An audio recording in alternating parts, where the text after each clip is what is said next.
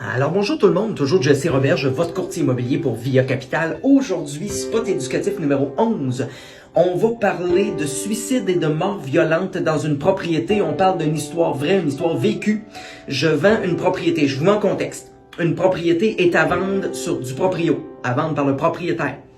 Et puis j'ai un client acheteur et on trouve cette belle propriété-là, on se déplace, on dépose un offre d'achat et on doit quand même utiliser, qu'on comprenne bien la mécanique de tout ça, on doit quand même utiliser nos formulaires de courtage immobilier standard, même si elle est à vendre par le propriétaire, je ne peux pas légalement prendre les documents du vendeur privé. Je dois absolument transiger, autrement dit, avec notre documentation, dont la rédaction, ou remplir en bon français, la déclaration du vendeur au dossier.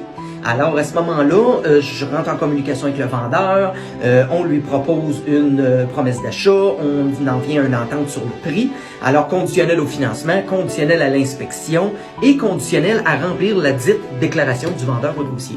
Alors, à ce moment-là, au moment où je rédige la déclaration du vendeur, il y a la question sur la dernière page, la question fatidique ou la question classique, est-ce qu'il y a déjà eu suicide ou mort violente dans la propriété?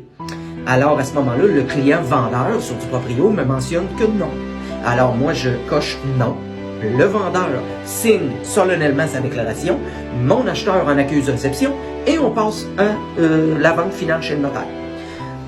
Quelques mois plus tard, mon client est après de passer la tondeuse chez eux et à un moment donné, il y a une dame, il restait au bout d'un petit rond-point, au bout d'une rue, il y avait un rond-point, c'était la dernière maison au bout du rond-point. Alors, la dame se stationne, débarque et regarde la maison, les deux mains dans les poches, bien peinard, fait qu'il arrête sa tondeuse. S'en va voir la cliente, ou la dame, je devrais dire, et puis il lui dit « Bonjour, est-ce que je peux vous aider?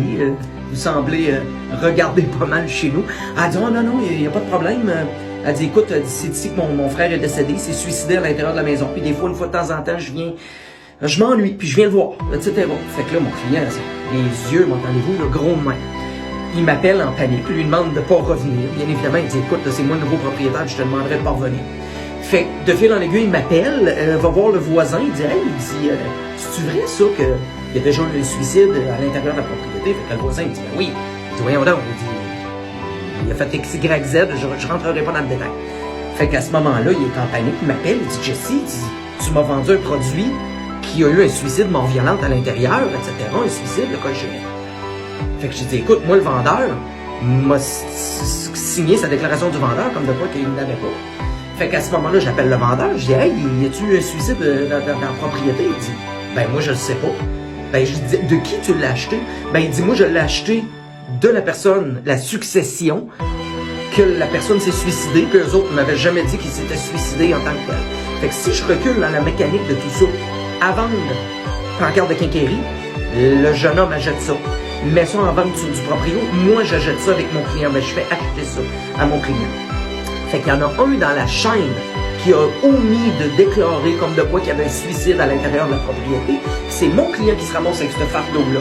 Alors malgré toutes nos précautions, malgré tous nos documents, malgré toutes les questions qu'on pose, faut quand même toujours faire des vérifications, puis je me blâme pas en tant que courtier, je blâme pas mon client acheteur, je blâme pas le vendeur avec qui on a transigé, mais je blâme une personne dans la chaîne antérieure de ne pas l'avoir divulgué et de ne pas l'avoir dit. Alors, à faire attention de ce côté-là. Le Code civil du Québec prévoit que quand on a un suicide ou une mort violente, ça reste archivé à vie pour toute transaction immobilière subséquente à venir dans le futur. Alors, pour acheter ou vendre en toute sécurité, faites attention. Malgré tous nos documents et malgré toutes nos choses, parfois on s'en fait passer une vite en bon français. C'est Jesse Roberge, votre courtier immobilier pour Via Capital. 418-627-3333, 418-627-3333.